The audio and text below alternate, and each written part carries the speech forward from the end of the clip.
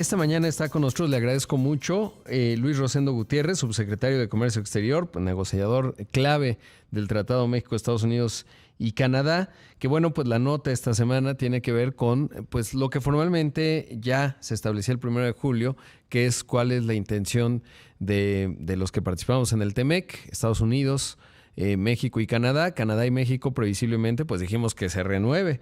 Estados Unidos, el USTR, la representación comercial, dijo pues no queremos que se renueve, hay cosas que queremos revisar. Mencionaban ahí los shortcomings o digamos los limitantes o donde el acuerdo no lo ha logrado y poner énfasis en los déficits comerciales, que bueno, pues es un tema ahí retórico. Subsecretario, buenos días, gracias por tomar la llamada. Rodrigo, ¿cómo estás? Muy buenos días. Pues con mucho gusto y bueno, evidentemente he estado siguiendo, digamos, las respuestas, entrevistas, etcétera, en donde claramente pues no estamos en un escenario catastrófico, el TEMEC no se acaba. Ahora tampoco pensaría que no pasa nada, ¿no? Evidentemente, pues el hecho de que vayamos a revisiones anuales, pues desde el punto de vista de la inversión y dependiendo del sector, pues puede inhibir inversiones grandes que normalmente se hacen a proyecciones de 5, 10, 15 años. ¿Cómo ha recogido, digamos, las reacciones del sector privado en estos, pues ya cuando se formalizó, que no creo que haya sorprendido a muchos? Mira, como tú bien dices, no es una sorpresa. Los comentarios del presidente Trump, de su administración, del embajador Greer, son ampliamente conocidos. Como tú bien dices, ellos argumentan, bueno, pues que quieren que se equilibre mejor la relación comercial entre México y los Estados Unidos. Bueno, pues eso es verdaderamente complicado, ni modo que les dejemos de exportar o que les compremos mucho más. Bueno, pues en eso estamos, pero no son procesos que se den de un día a otro, dependemos del comportamiento de la industria. ¿Cómo lo ha tomado la industria? Yo creo que ya lo esperaban. Estamos permanentemente en contacto con el Consejo Coordinador Empresarial, con la CONCAMIN, con Cranacintra, otros organismos. Estamos trabajando de la mano y tú apuntas a algo muy importante. Si bien es correcto que al menos tendremos 10 años más de tratado, porque en la mesa, Rodrigo, estamos dando la pelea para lograr la extensión tan pronto se pudiera. Es muy importante trabajar con los Estados Unidos ahora que vienen el 20 de julio, Rodrigo, para encontrar una metodología que nos permita saltar esas revisiones anuales, no estar mordiéndonos las uñas cada año que pasa y concentrarnos en ciertos hitos, es decir, como en este momento no estamos revisando todo el tratado, no estamos revisando todos los capítulos del tratado, estamos, inclusive te diría que la gran parte de las discusiones se están dando fuera del tratado. Estamos viendo temas automotrices, estamos viendo temas de acero y aluminio, estamos viendo temas de seguridad económica que no necesariamente están en los textos del tratado. Entonces, acotar la discusión, tratar de tener una metodología que nos permita decir, ya tenemos un programa de trabajo y lo que acordamos no se va a mover en los siguientes 6, 8 o 10 años, y eso le daría otro nivel de certidumbre a la inversión. Coincido contigo. Ahora, insisto, tanto el tema de aranceles como el tema de inversión se tiene que ver en relativo el día de hoy. Es decir, ¿qué está pasando con los aranceles de México en relación a lo que están pasando los aranceles en el resto del mundo? ¿Qué está pasando con la inversión, con lo que está pasando en la inversión en el mundo? Hay incertidumbre en México porque a lo mejor, o va a haber un poco más de incertidumbre en México porque queríamos la extensión y eso nos hubiera dado mayor margen de certeza. Es correcto. Pero ¿qué está pasando en el resto del mundo? ¿Qué haría para que en lugar de venir la inversión aquí, te fuera a otra parte que está también lleno el mundo de incertidumbre? Ve lo que está pasando en Japón, lo que está pasando en Corea, lo que está pasando en Europa. Yo te diría que aún en esta atmósfera de incertidumbre, México tiene mucho más certezas que el resto del mundo para el tema de la inversión. Ahora, algo que me ha llamado la atención justo pues entre ayer y hoy es que ya hemos visto la expresión de distintos organismos, particularmente en el sector agrícola. Ayer enviaron una carta tal a algunos legisladores al gobierno de Donald Trump y obviamente el sector automotriz, que creo que en lo que mencionaba subsecretario, en términos de el acero, aluminio y por supuesto el sector automotriz es lo más álgido. En estos días en donde pues el juego parece que ya fue la bandera de salida el 1 de julio, la postura formal del USTR, y estamos viendo la expresión de los intereses estadounidenses que tienen que ver con México y Canadá, pues generando presión. ¿Eso estimas que va a modificar las condiciones con las que se plantea Jamieson Greer? Porque claro, está la elección intermedia en la Unión Americana y ahí los legisladores pues están buscando su sobrevivencia, ¿no? En estados agrícolas, por ejemplo, pues no te encanta que te estar peleando o ponerle incertidumbre al tema México, aunque no está necesariamente planteado en el acuerdo y los puntos que acabas de mencionar, pero ¿cómo estimas que influye, digamos, estas expresiones allá? Mira, hay presiones no solamente en los Estados Unidos, nosotros tenemos fuertes presiones en el sector agrícola, hay mucha conciencia en los Estados Unidos, déjame comentarte, Rodrigo, la última vez que platicamos en Washington, hay mucha conciencia de la complejidad que encerraría abrir el capítulo agrícola para ellos, para nosotros. Es un capítulo verdaderamente complejo. La balanza comercial que tenemos básicamente está equilibrada en el sector agrícola. Entonces, tenemos que verlo con muchísimo cuidado. Ellos están muy conscientes. Si bien hay presiones, también hay una fuerte intención de no abrir el capítulo agrícola porque pudiera llevarnos a discusiones que nos llevarían años y que pudieran complicarnos el tema. Entonces, en eso hay un consenso. Ahora, yo te diría, hay también un pleno consenso de avanzar en industrias que nos preocupan en México y en los Estados Unidos, como es en la industria automotriz, la industria del acero y el aluminio. En particular en el tema de la automotriz tenemos que corregir, y ellos están muy conscientes de ello, distorsiones económicas que se generaron con los aranceles que le impusieron para el sector automotriz a Japón, a Corea y a Alemania. La industria lo ha venido solicitando, nosotros hemos estado solicitando lo mismo. Estados Unidos son receptivos de que no puede haber exportaciones de autos de Japón, Corea y Alemania que sean mucho más competitivas que las que se dan aquí mismo en Norteamérica, en Canadá, México, hacia los Estados Unidos, de ninguna manera. Ellos están muy conscientes de eso y pensaría yo que los próximos meses estas situaciones estarán resueltas. Es lo mismo que tenemos que conseguir mejores condiciones para la industria del acero y el aluminio. Algo importante, subsecretario, de lo que acabas de mencionar es, estamos hablando del horizonte meses, o sea, vienen ahora el 20 de julio, pues ese es el punto, ya empiezan a recibir la presión de allá, obviamente los argumentos de acá, en fin, pero digamos el que retirasen pues el nivel de aranceles de la sección 232, porque justo pues el nombre del juego es posición relativa, pero estamos hablando de meses en lo que están estimando ustedes.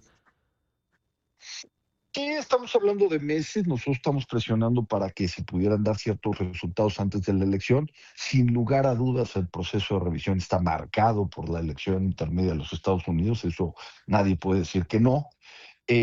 Quisiéramos nosotros avanzar antes, ellos han sido receptivos.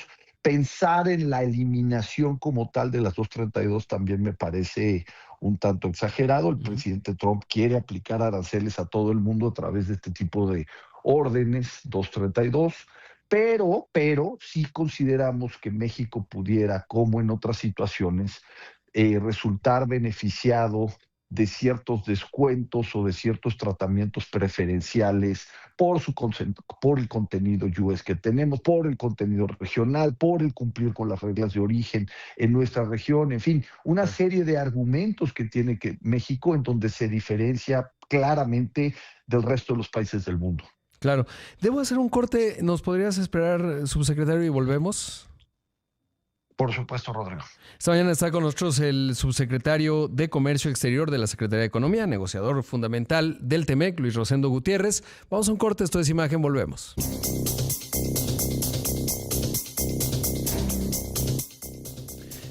Ya regresamos con más aquí en Imagen Empresarial cuando son las 6 de la mañana con 44 minutos. Esta mañana está con nosotros Luis Rosendo Gutiérrez, subsecretario de Comercio Exterior de la Secretaría de Economía. Subsecretario, ¿qué sigue? O sea, viene el 20 de julio, es una ronda adicional y ahí se van a definir rondas subsecuentes o previsiblemente ahí se acaba. ¿Cómo está el calendario en esa parte? Sí, es bastante previsible que nosotros sigamos con rondas de negociación, con pláticas para avanzar en los temas que más nos preocupan a ambos países. Yo te diría que hay una agenda muy clara para México y también para Estados Unidos. Hay tres temas prioritarios. El tema de avanzar en el tema de la industria automotriz, para nosotros es clave, por lo que te acabo de comentar, eliminar las distorsiones con Japón, Corea y Alemania y tener un trato justo, no estamos pidiendo más, un trato justo para la industria automotriz que está en nuestro país. El segundo es el tema de acero. México es el único país que tiene déficit con los Estados Unidos. No es entendible que nosotros tengamos que pagar por exportar el 50% de arancel. Entonces, en eso también tenemos que avanzar en el corto plazo. Y en lo que tú decías, Rodrigo, tenemos que encontrar una metodología que nos permita darle certeza a la inversión, no solamente en México, sino en Norteamérica también, porque eso afecta a toda la región. Encontrar una metodología que nos permita decir, oye, pues efectivamente algo tendremos que revisar año con año, pero hay un acuerdo en que todos estos pilares del tratado no se van a mover, no se van a revisar, para darle certeza a la inversión los siguientes años. Me parece que esos tres puntos son bastante logrables y son sobre lo que estaremos sobre todo concentrados en las siguientes reuniones y rondas, mi querido Rodrigo. Claro. Ahora, viendo los datos de la balanza comercial de los que dio a conocer el INEGI enero-mayo, sí es de notar que, por un lado, las exportaciones automotrices cayeron 0.5%, pero las manufacturas no automotrices se dispararon 35%. Y cuando vemos, digamos, del lado del Census Bureau, de los datos de Estados Unidos, las exportaciones mexicanas crecieron 9.1%, es decir, quitando el sector automotriz de acero y aluminio, que digamos acá no producimos aluminio, pero sí tenemos productos de aluminio, pues parecería que no ha ido mal el comercio, ¿no? Si, digamos, quitando esos componentes. Pues tú lo dices y lo dices bien, mi querido Rodrigo. La verdad, tenemos que considerar el tema de la incertidumbre, tenemos que considerar que tenemos un tipo de cambio muy fuerte que no necesariamente ayuda hoy a los exportadores de México. Y a pesar de todo eso, tenemos un crecimiento de las exportaciones impresionante, midiéndolo por trimestres. El último trimestre creció de manera impresionante, 22% a manera anual. Y como tú bien dices, lo que estamos resintiendo en algunos sectores, como puede ser automotriz y acero, ha sido más que compensado con otros sectores que hay que decirlo, Rodrigo, tal cual. Digo, no lo podemos decir mucho hacia afuera, pero hacia adentro lo podemos decir. México está ganando participación de mercado en los Estados Unidos. Esa es la razón por la que estás observando este crecimiento de las exportaciones a los Estados Unidos. Dado que tenemos cero arancel en el 85% de nuestras exportaciones, nuestros principales competidores los estamos dejando fuera en el mercado de Estados Unidos, porque ellos están pagando por lo menos el 10%. Ya no digas China, que está en 25, 30 o 35, dependiendo del producto.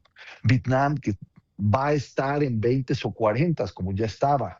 Entonces, la imposición de aranceles a niveles altos seguirá en los siguientes meses para los países del resto del mundo, y México está fijado en el 85% de sus exportaciones en cero. Eso necesariamente tiene que ser un detonante para nuestras exportaciones, y ahí está la prueba. Tú lo dices bien, Rodrigo. Ahora, cuando veo los datos del Census Bureau, enero-abril, lo que ellos nos exportaron a nosotros creció 15%. Y mi pregunta es, porque bueno, pues de datos nos podemos echar varios programas, ¿no? De la lógica, pero hay una lógica política del presidente Trump, etcétera. Pero ahí en el comunicado del USTR, pues mencionan déficits. Cuando están negociando, se ve, o sea, digamos, es planteable la fotografía completa, es decirle, oye, tus exportaciones, por cierto, crecieron 15%, dime otro país de tus principales 5 socios comerciales en donde haya crecido ese ritmo. Bueno, te podría decir Vietnam, ¿no? Pero Vietnam es una coma en términos del volumen comparado con México o algunos otros países, pero se plantea así, o más bien ya es específico sección 232 y tal, en términos de estructura de costos, cómo funciona, dónde están. ¿Se llegan a plantear la gran fotografía o es iluso y pues todos lo sabemos? Sí, es una discusión que traemos, yo te diría que a dos niveles. Uno es una decisión de Casa Blanca de pase lo que pase, tenemos que reducir el déficit. Las mesas técnicas, pues obviamente son más comprensibles porque tienen más entendimiento de lo que significa un déficit comercial y que no lo puedes cambiar de la noche a la mañana comprando 5 Boeings o 5 aviones. Es un tema estructural que lleva décadas para poder cambiar una balanza comercial. Sin embargo, nosotros hemos puesto dos consideraciones. La primera es que el déficit comercial que los Estados Unidos tienen con México no tiene absolutamente nada que ver con el resto de sus déficits en el mundo, si acaso con Canadá. ¿Por qué? Porque el contenido de las exportaciones mexicanas tienen un elevadísimo contenido norteamericano, estadounidense. Entonces, no me midas igual si lo que yo te estoy exportando tiene buena parte de lo tuyo.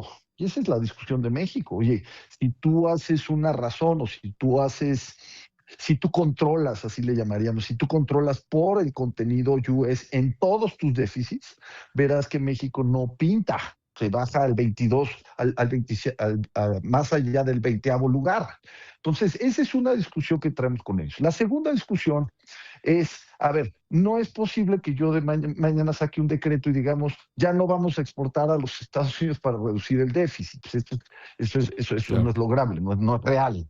¿Qué podemos hacer para así cambiar el déficit en el futuro? Yo te tendría que comprar ciertas cosas que hoy le estoy comprando a otros países o a otras regiones, particularmente Asia. Y ese es más o menos donde está la salida al déficit, Rodrigo.